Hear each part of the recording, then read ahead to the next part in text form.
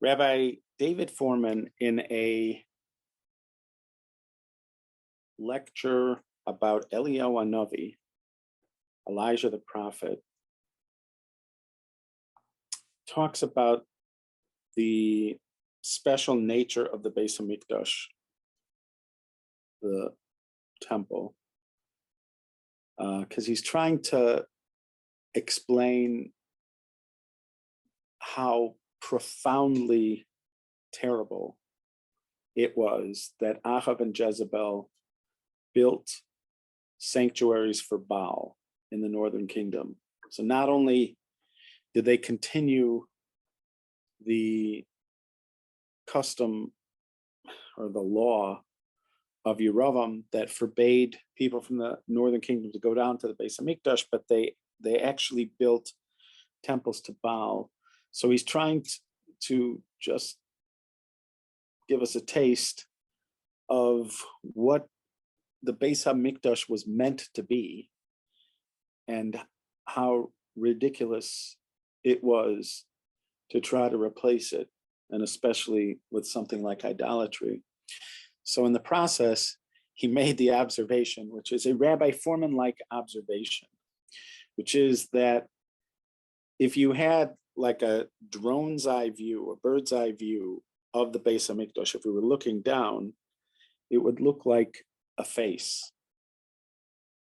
Not the building itself, but if you were paying attention to the articles of import, there were particular items: the menorah, the table with the showbreads, the golden altar, those are inside the building, plus the Holy of Holies with the Ark in it. And then outside, the dominant feature in the courtyard is the large altar that's sometimes called the copper altar, the large altar that had the big ramp, and it's where the sacrifices were brought. So if you looked at those from the top, in other words, you'd have X-ray vision so you could see through the building. So he suggested it would look sort of like a head or a face. The menorah and the shulchan, the menorah, the candelabra on the table with the showbreads, they would be the eyes. And then there was the golden altar, that would be the nose. And the ark in the Holy of Holies would be the brain, like at the top of the head. And then the copper altar outside, that would be the mouth. And if you think about each one, they sort of are appropriate. If you think about the candelabra, for instance, it's about light, and light is about seeing. The ark being the Torah, containing the luchos, the tablets being the Torah, so that would be the mind.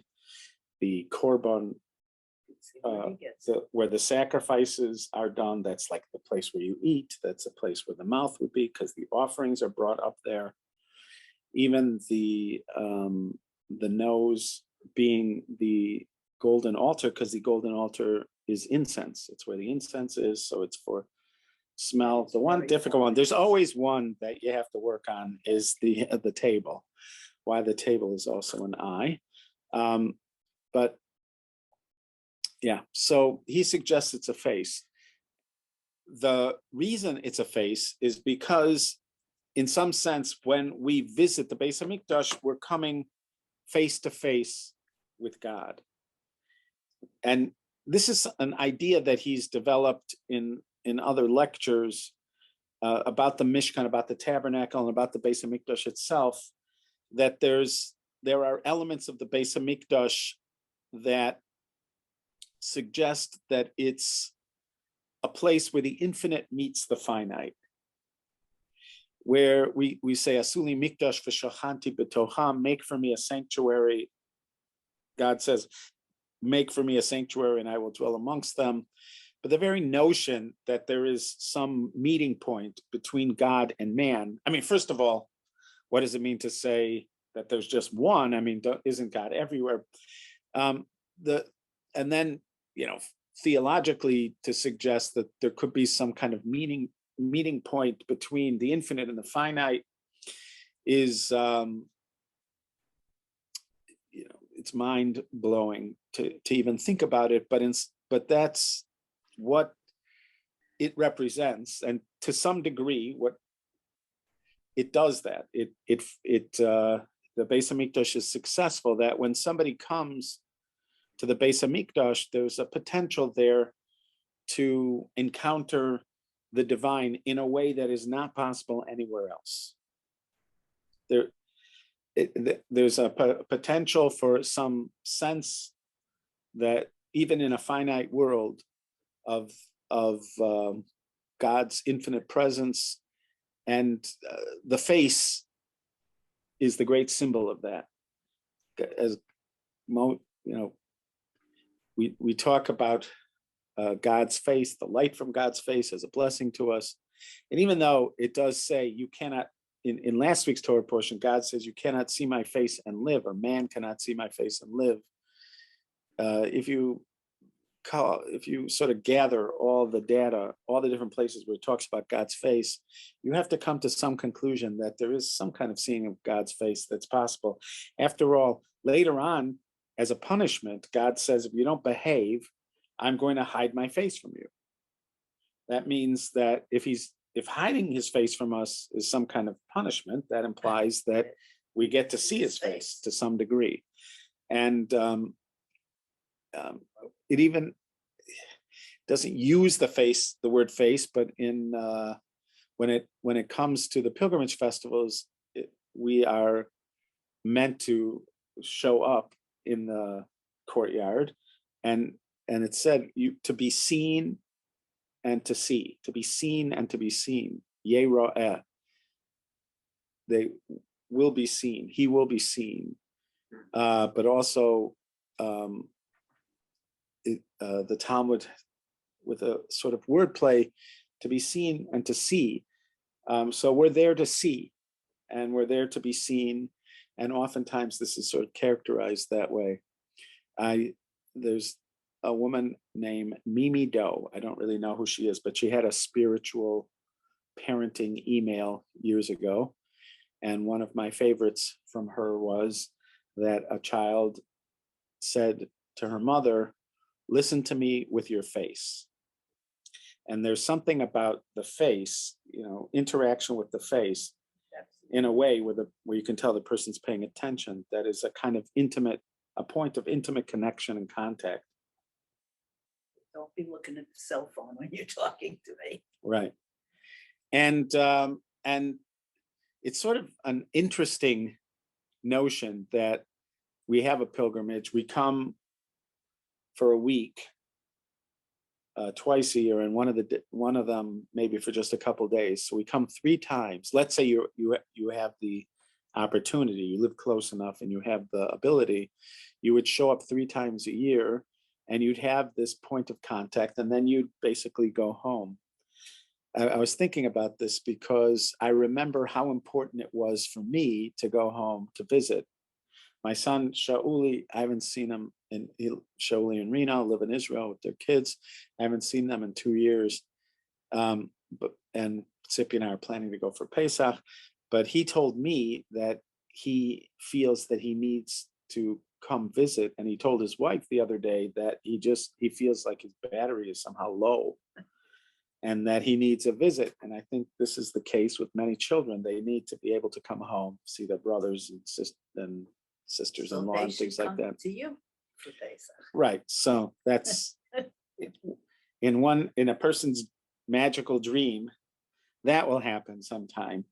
But right now, yeah, I know that dream. the natural course of events is that we're going to them.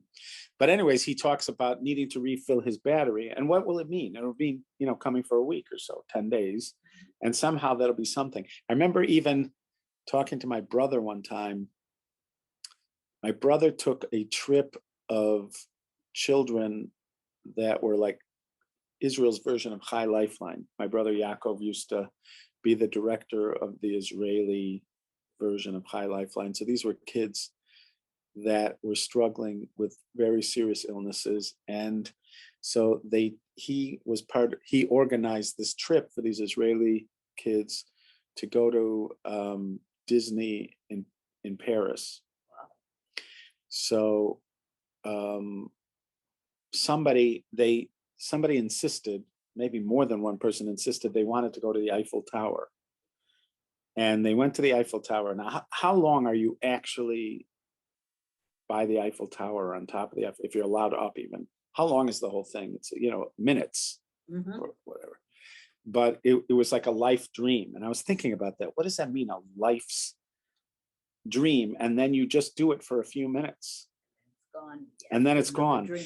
And I remember even on one of the pastors' trip, because many of these pastors have never been to Israel before. And for many of them, this is the fulfillment of a life's dream, to be in Israel. And I remember talking to there were a lot of thoughtful pastors, but I remember talking to one in particular and saying, you were here, let's say we were at some particularly meaningful place for him. We're here for a few moments and then we're gone. What does it mean to say that's a fulfillment of a life dream? It was just a few moments, but there's something like that. You can touch, you can have a moment, and in a certain sense, you're touching something eternal. Somehow it lasts your whole lifetime, even though you were at the Eiffel Tower for a couple minutes, or this person, his view of the Kinneret is just for an hour or so. And at sunset, he's on a boat on the Kinneret. Oh, nice. And this is a fulfillment of something. But it's not just that he gets to check off a box, but that somehow there's something that filled up. There's something that filled up. So this is not exactly the same, but it's something. There's something like this. There's this opportunity built into this place, which is a kind of place that's no place. It's a kind of finite that's infinite.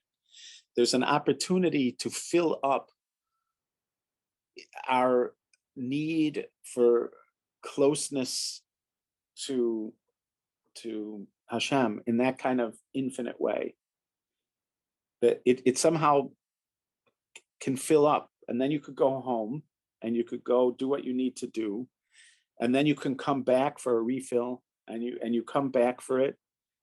Even like Shmini Atzeres, there's a midrash that says that Shmini Atzeres, that the 8th day of Sukkot, which we call Shmini Atzeret, that day is compared or explained with the parable. A king has a feast for all of his kingdom, and everybody comes for a week to visit. That's Sukkot. And then for his closest servants, he says, stay another day. Stay one more day. I want another day with you. And so the Jewish people are that group, and we get another day with Hashem. There's something about Sukkot that has a kind of international quality to it. But that last day, Shmini Atzeres, is exclusively the Jewish people. And there's something about one day, just one day, one extra day, a point of contact with from the deepest aspect of our being to the deepest aspect of the revelation of God that's possible on this earth. And there's like a day, and then you can go, we can go on. We can somehow go on, but there needs to be that day.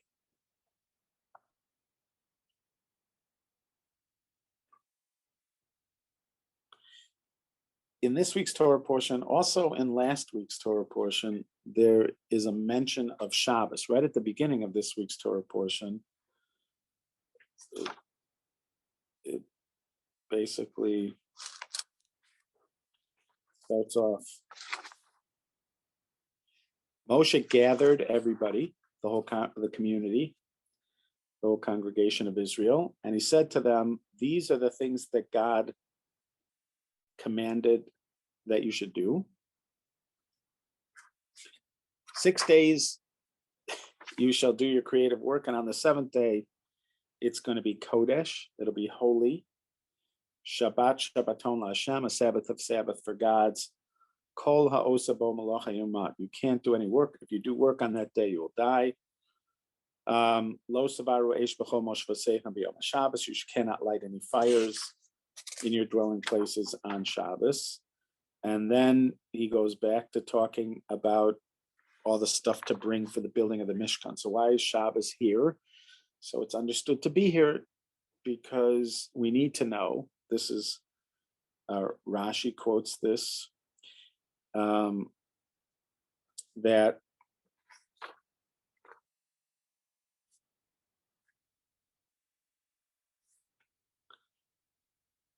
we needed to preface the commands for the Mishkan with Shabbos to tell them that building the Mishkan does not supersede Shabbos. Shabbos matters even though we're building the Mishkan, building the tabernacle. This is impressed upon us more than once, that the work in the Mishkan is not to be done on Shabbos. Why would you think that the work of the Mishkan would be allowed to be done on Shabbos? So one explanation is, and I saw this originally, I saw this in a work by Rav Hutner of blessed memory, in Pachad Yitzchak, in his work Pachad Yitzchak, but then I just heard Ramosha on a recording, I heard Ramosha Shapiro of blessed memory quote this in the name of the Shlah, and I think the Alshich, that when we build the Mishkan, we're doing our version of the creation of the universe. God creates the universe, we build the Mishkan. It would be like a parent who's working on some project, and you have a child, let's say a parent who's a doctor, and the child's visiting, a young child's visiting his parent. So the father, or the mother is checking on a patient using a stethoscope, and over in the corner, the child has a stethoscope, and listening to the heart of their doll. So the Mishkan is our version of that story. We're the children, and we've built ourselves a little creation, a Lego version, a child's version of creation of the world. The world is the universe is a creation that allows, to some degree, at least from our perspective, it allows for an opportunity to make contact with God, for other entities, other beings to make contact with God. It's, from our perspective, an opportunity to serve God in the myriad ways available in the universe. And so when we build the Mishkan, it's also an opportunity to make contact with God. It also has all different ways for us to do it. It's a space on every level. In fact, Ramosha Shapiro said that it represents the secret. The face of the Beis Hamikdash is in some secret sense the universe. It somehow represents the world in some very profoundly deep sense, in a sense that cannot be articulated, but it can be mimicked. You may not be able to speak about the deepest aspects of it, but you could build something that somehow allows for the expression of that. And in some ways, you can have an encounter with that. An encounter, it allows for an opportunity with an encounter with something that you can't even articulate.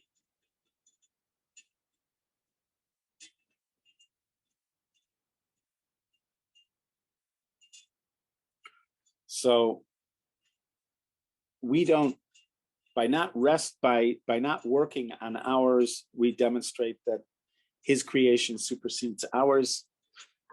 He is the grand creator. We are the imitators, and that his creation is the dominant creation. Ours is subservient. But other than that, the reason you might have thought otherwise is because, hey, we're working on the same thing.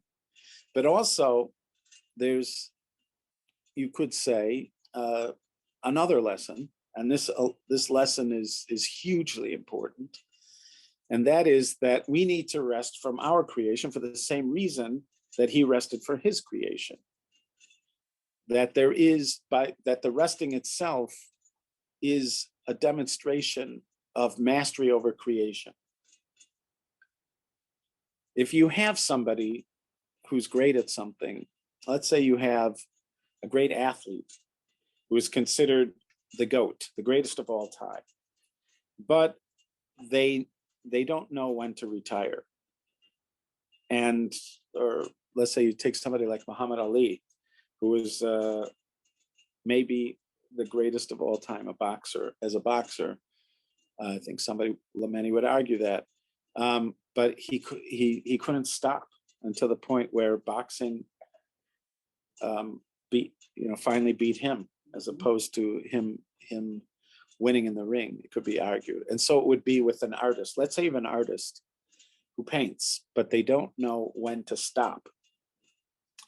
So you could have something magnificent at one point, but if they don't know how to stop, whatever they continue to do is going to undo the work, their magnificence. This is how Rabbi Foreman suggests that God's stopping shows us not just his mastery over creation, but he shows us how to be creators, that you have to let go.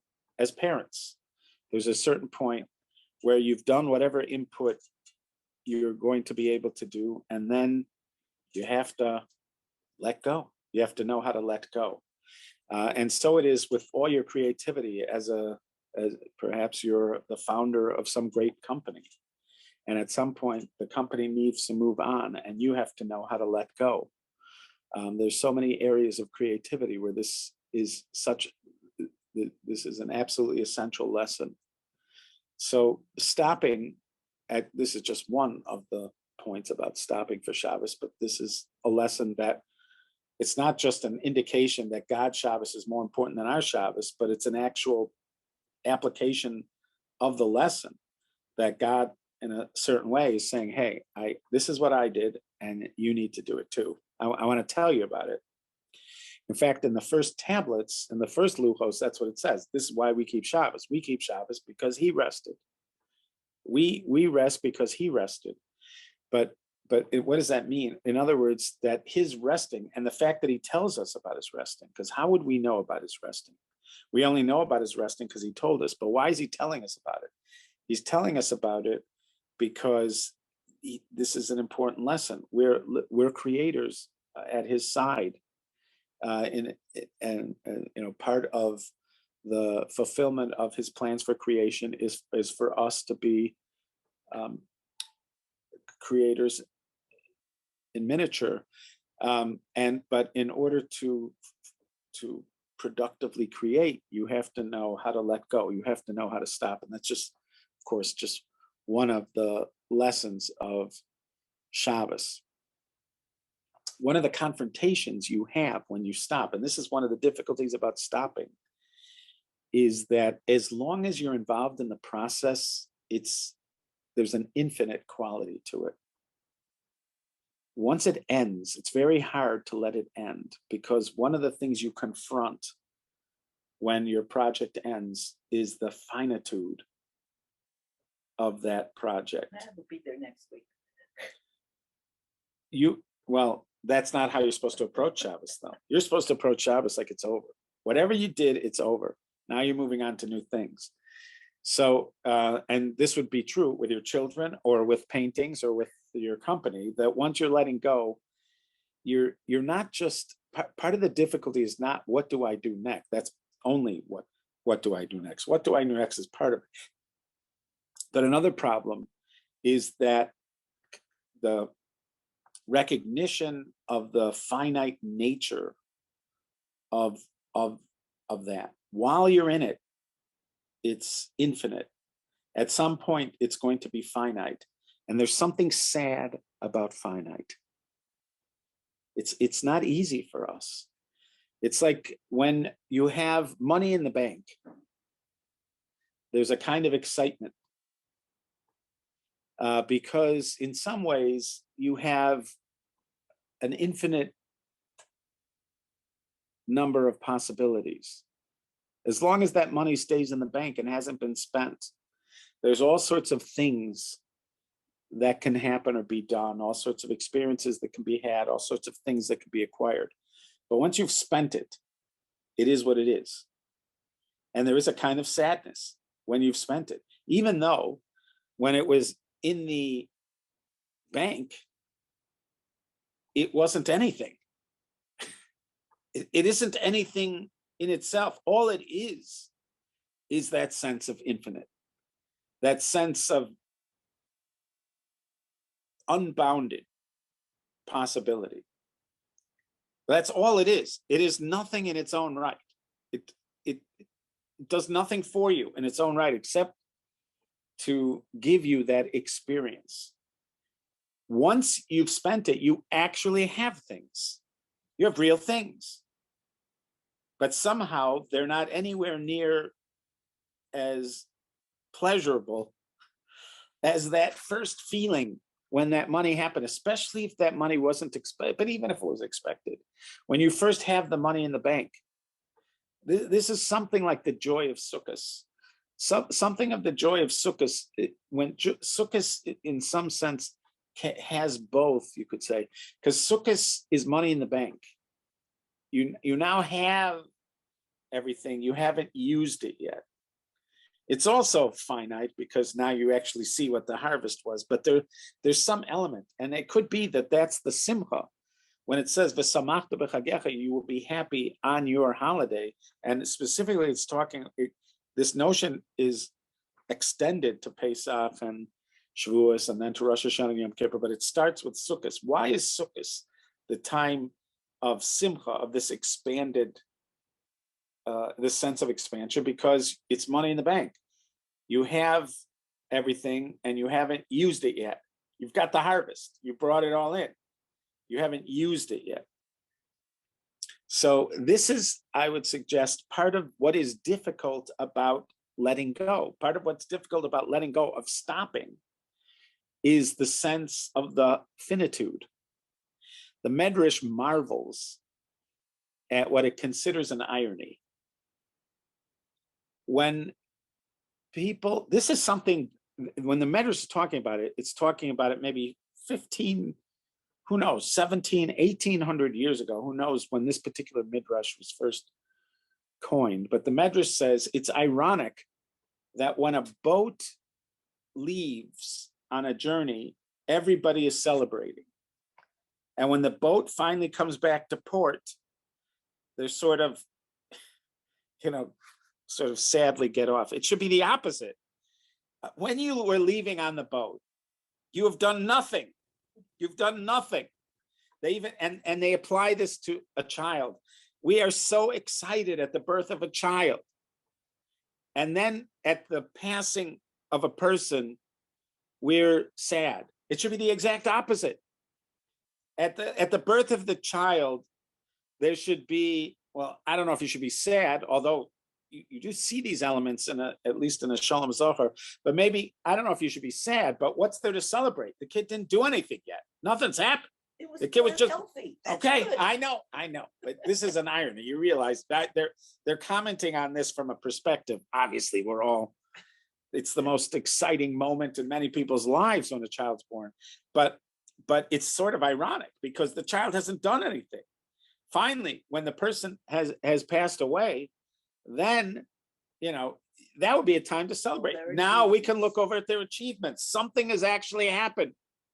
And we could look at their achievements and celebrate their achievements, but we tend not to do that. And it's not just want them to still be there making more achievements. Right, and we miss them and all that. But there's an aspect of it, you sort of get it. The same thing we were talking about. Because when things they're undefined, there's infinite possibility, and that's expansive and joyous. But when something is finally finished, it's finite, and there's a kind of sadness. There's this kind of sadness when you finish a book, when you've been reading a book, and then when you finally finish a book, as much as you're racing to finish the book at some point, but there's a kind of sadness when you finish the book. There's something about the encounter with finitude, the encounter with things as they are. This week I was looking at this word, and I'm sure if I look this up, I would see this is the case. But there's a word for forming something, yotzer, like God forms the light, yotzer or. That word, yud vav tzadi resh. So that, like if let's say you have a potter, and a potter is fashioning a pot. So that might be a word you would use, like a yotzer. This person they form things, they make things, but they yotzer or, God forms light. That word also has the word tsar in it. Tsar means narrow. Min hametzar karatika. I call out to God from the narrows, which most likely means I'm depressed. I'm in a narrow space. I'm sad. That the same word I'm suggesting, not as a linguist. I just noticed it this week, but I believe I will not be surprised to find that these are related words, because there is, when you have finished making something, that there is ironically a little bit of a sadness that it's over. But not just, again, that I have nothing to do now, what am I going to do, but also the encounter with the finite. There's something about that that's constricting. That and so this was, again, just something that I was thinking about this week. I believe that that's part of the difficulty. Part of the difficulty in letting go is acknowledging the limitation, acknowledging that this is finite. But this is it's a mistake. This is what the Medrash is sort of finding humorous, that this is a mistake, that other thing was just a feeling. It wasn't real. It was just a feeling of possibilities. You didn't encounter the infinite. You imagined the infinite. You weren't truly unbound. You just felt unbound, because things hadn't approached their finite thing. But the actual accomplishment is worthy of celebration. There's an aspect of Shabbos. Shabbos is called Me'ein Olam Haba. It is like the world to come. Like when you move on to the world to come, so there's going to be this kind of experience, you would imagine, initially a kind of sadness at the fact that the project is over. Like if you get the opportunity to reflect on it, I would imagine there's going to be a sort of sadness. The project of my life is over. It's no longer unlimited. It's coming to a finite end. And there is a kind of, again, approaching this kind of sadness, looking over the accomplishments. What are they really? In the light, as long as everything was still possible, everything had this shine of the light of possibility. But now that this is it, what it is, there is a kind of perhaps shock at the finitude of it, and a disappointment at the finitude of it. Is this it? But as the Midrash seems to be suggesting, that's ridiculous. That this is something. You could see Shabbos as a celebration of your creativity. That Shabbos is not moving on from your creativity to some place where you're no longer creative, but it's an opportunity to reflect on it and to celebrate it. That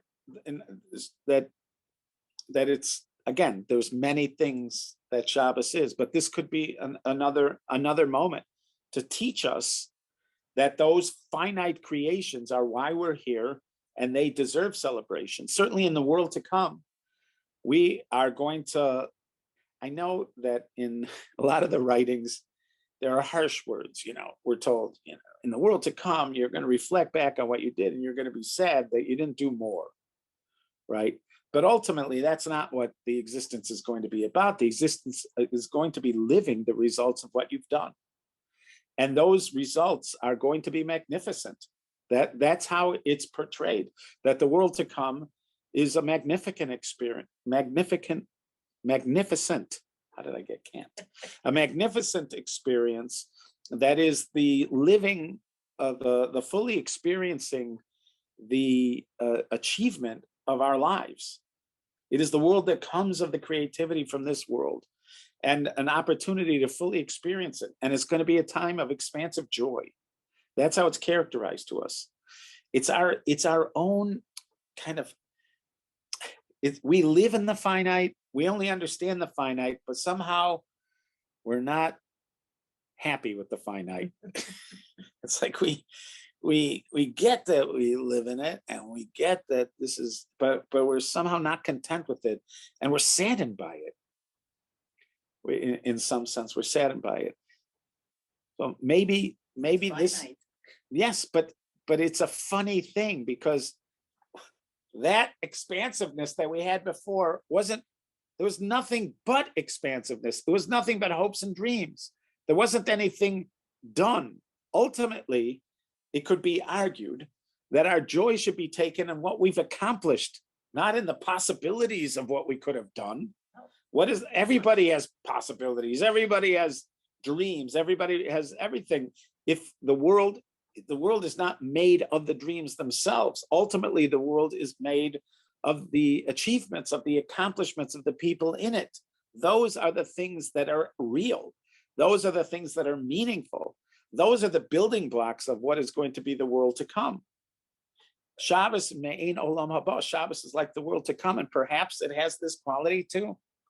This quality that allows us to recognize the achievement of the finite, and the reason to celebrate the achievement and completion of projects. It's not just move your head away from work. Work is not important. Work is not important. Shabbos is important. That's what's important. Yes, you work 6 days a week, but Shabbos, now that's something to long for. That's something to look for. Completely devoid of work. Work is just something we do.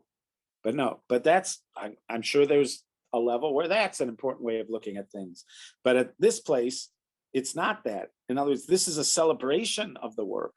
6 days you do your work, and on the 7th day you rest. On the 7th day that and you sanctify it and you bless it that day. In other words, the completion of what you've done. You're blessing it and sanctifying it because you've done something. You've actually done something, and you're here to do stuff. You're here to do things, and you've done something, and you should recognize that that's something holy, and it's something that's going to have qualities that you don't recognize.